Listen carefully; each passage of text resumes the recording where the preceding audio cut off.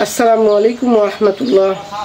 আজকের এই সংক্ষিপ্ত ভিডিওতে আপনাদের সাথে একটা বিষয় শেয়ার করব, আর সেটা হচ্ছে আল্লাহ সুবহানাহু ওয়া তাআলা বলছেন, আমি কেবল তোমাদের জন্যই এই পৃথিবীতে, এই জমিনে যা কিছু আছে আমি তোমাদের জন্যই কেবল সৃষ্টি করেছি।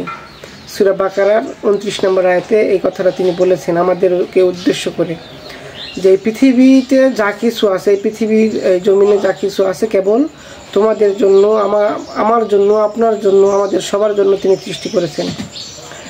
বিপরীতে আমরা, তিনি আমাদের রব, তিনি আমার রব, আপনার রব, আমাদের সবার রব, তাকে ছেড়ে আমরা কার কাছে যাচ্ছি, কার কাছে চাচ্ছি, আমরা কোথায় সিজদা করছি, আমরা মাজারে সিজদা করছি, আমরা বিভিন্ন মসজিদে যে মানসা করছি, যেটা তার সাথে সবচেয়ে বড় জুলুম।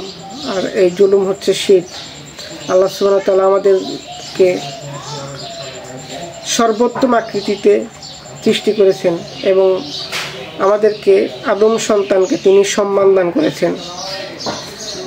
এই পৃথিবীতে যত সৃষ্টিজীব আছে সবাইকে তিনি আকল দান করেননি, যেটা আদম সন্তানকে দান করেছেন।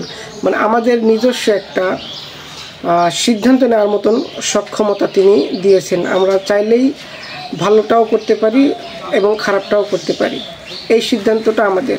কিন্তু আমরা কোনটা করব সেটা তিনি জানেন, তার আছে গায়েবের জ্ঞান। তো সেক্ষেত্রে মানে আমরা অনেকে আবার অভিযোগ করে থাকি, তাহলে তো সেটা মানে তিনি জানেন, তাহলে আমি এটি করি। কিন্তু এই আকলটাও তো আপনাকে দেওয়া হয়েছে, আমাকে দেওয়া হয়েছে। আমরা কোনটা ভালো কোনটা মন্দ এইটা আমরা নির্বাচন করতে পারি, এটার আমরা সঠিকটা আমরা উপলব্ধি করতে পারি, যেটা আর অন্য কোনো প্রাণীর মধ্যে দেওয়া হয় না। আর আমাদের জন্যই তিনি আল্লাহ সুবহানাহু ওয়া তাআলা আমাদের জন্যই এই পৃথিবীতে যা কিছু আছে, এই জমিনে যা কিছু আছে সৃষ্টি করেছেন।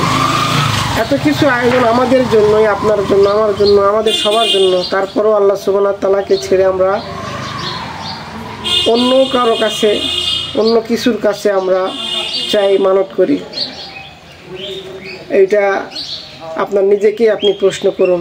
আপনার জন্য এই দুনিয়াতেও অনেক মানুষ আছে, যেমন উদাহরণস্বরূপ যদি বলা হয়, তাহলে এই দুনিয়ার এমন প্রত্যেকটা ব্যক্তির এমন একজন মানুষ আছে বা থাকে যে তাকে অনেক পছন্দ করে, ভালোবাসে।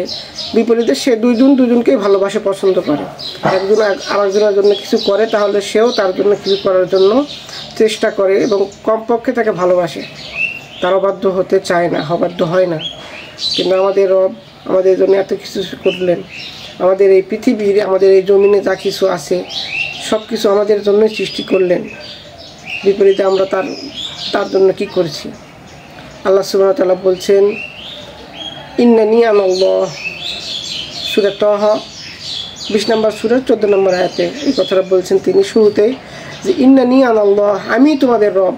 এবং এই আয়াতের শেষ অংশে তিনি বলছেন, অতএব তোমরা আমারই ইবাদত করো। তিনি বলেননি আমি আল্লাহ, তিনি বলছেন আমি আল্লাহ।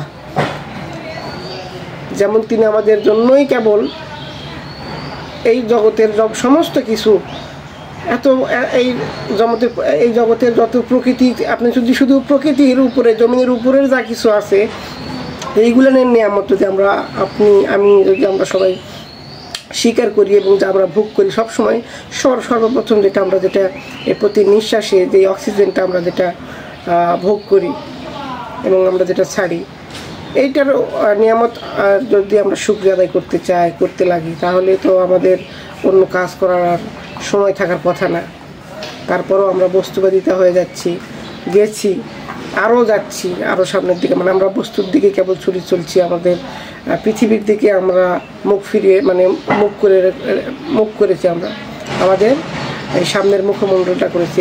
আল্লাহ সুবহানাহু ওয়া তাআলা বলছেন, ফাফিরু ইলাল্লাহ, তোমরা তোমাদের রবের প্রতি ফেরো। মানে আমরা যাচ্ছি দুনিয়ার দিকে, আল্লাহ সুবহানাহু ওয়া তাআলা বলছেন যে তোমরা আমার দিকে ফেরো। মানে কি, তিনি আমাদের দিকে চেয়ে আছেন, তিনি আমাদের দিকে তাকিয়ে আছেন সব সময়।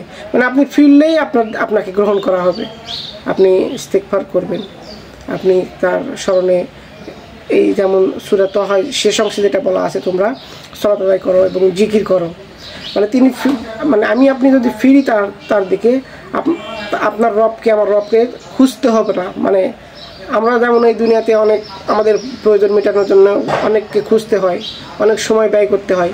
আল্লাহ সুবহানাহু ওয়া তাআলা বলছেন তোমরা ফেরো আমার দিকে, ফাফিরু ইলাল্লাহ, তাহলে আমাকে খুঁজতে হবে না, আমি আসি তোমাদের দিকে চেয়ে আসি, আমি তোমার দিকে দৃষ্টি দিয়ে আসি।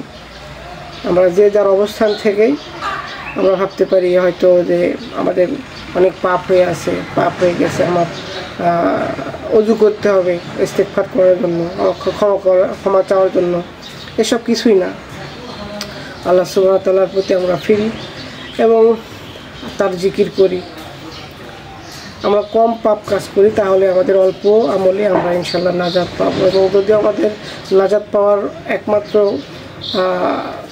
মানে আমলের মাধ্যমেই যে আমরা নাজাত পাবো এমনটা না, আমরা আল্লাহ সুবহানাহু ওয়া তাআলার দয়ার মাধ্যমে কেবল নাজাত পাবো। তবে আমাদের প্রচেষ্টাই আমাদের চেষ্টাই আল্লাহ সুবহানাহু ওয়া তাআলার কাছে বেশি গ্রহণযোগ্য হবে বলে আশা করা যায় ইনশাআল্লাহ। আমরা আল্লাহ সুবহানাহু ওয়া তাআলার প্রতি আশা করি যে তিনি আমাদেরকে ক্ষমা করবেন এবং তিনি আমাদেরকে জান্নাতবাসী করবেন।